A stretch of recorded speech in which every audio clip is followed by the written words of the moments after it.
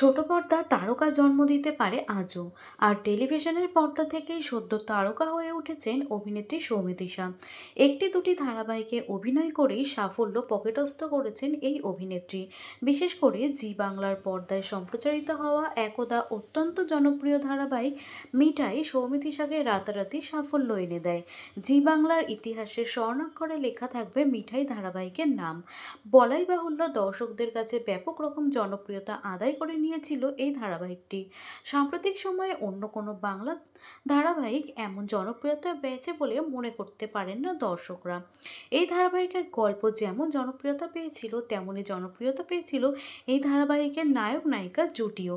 মিঠাই এবং উচ্ছেবাবুর জুটি আজও দর্শকদের মনে ভীষণ প্রিয়।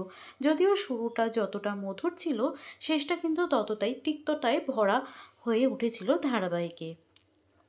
যদিও এই ধারাবাহিকের হাত ধরেই বিরাট সাফল্যের মুখ দেখেছিলেন সৌমিত্রিষা। তার অসংখ্য ভক্ত সংখ্যাও চোখে পড়ার মতো ছিল। বিশাল বিরাট ব্যাপক তার জনপ্রিয়তা। বলা যায় এই অভিনেত্রীর ভাগ্য তার প্রতি ভীষণ রকমের প্রসন্ন। আর সেই কারণেই অল্প ধারাবাহিকে অভিনয় করে এমন সাফল্যের মুখ দেখেছিলেন তিনি। এই ধারাবাহিকে অভিনয় সূত্রেই তিনি সরাসরি বাংলা সুপারস্টার দেবের বিপরীতে প্রধান ছবিতে সুযোগ পান। যদিও নিন্দুকেরা বলেন সাফল্য মাথা ঘুরিয়ে দিয়েছে সৌমিত্রিষার, অহংকার গ্রাস করছে তাকে।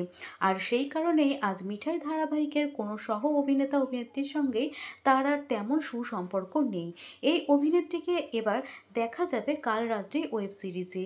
যদিও মিঠাই ধারাবাহিকে তার নায়ক আদিত্য রায় ইতিমধ্যেই ফিরেছেন জি বাংলার পর্দায় নতুন ধারাবাহিক নিয়ে, তবে কবে ফিরছেন সৌমিত্রিষা, এক সর্বভারতীয় সংবাদ মাধ্যমের সাক্ষাৎকারে অভিনেত্রী জানিয়েছেন, আপাতত তো ছোট পর্দায় কাজ করছি না, সেটাই ঠিক করেছি। একই সঙ্গে স্পষ্টভাবে তিনি জানিয়ে দেন, তিনি ছোট পর্দা থেকে খ্যাতি পেলেও ছোট পর্দাকে তিনি আর মিস করেন না। অভিনেত্রীর কথায়, যে ধরনের কাজ এখন তিনি করতে চাইছেন সেই ধরনের কাজের সুযোগ টেলিভিশনে নেই। অভিনেত্রী নতুন নতুন চরিত্রে অভিনয় করতে চান, কিন্তু ধারাবাহিকে অত্যন্ত একঘেয়েমি রয়েছে। সিরিয়ালকে সময় দিলে অন্য কিছু করা যায় না, আর সেই কারণেই আপাতত সৌমিত্রিষার লিস্ট থেকে বাদ টেলিভিশন।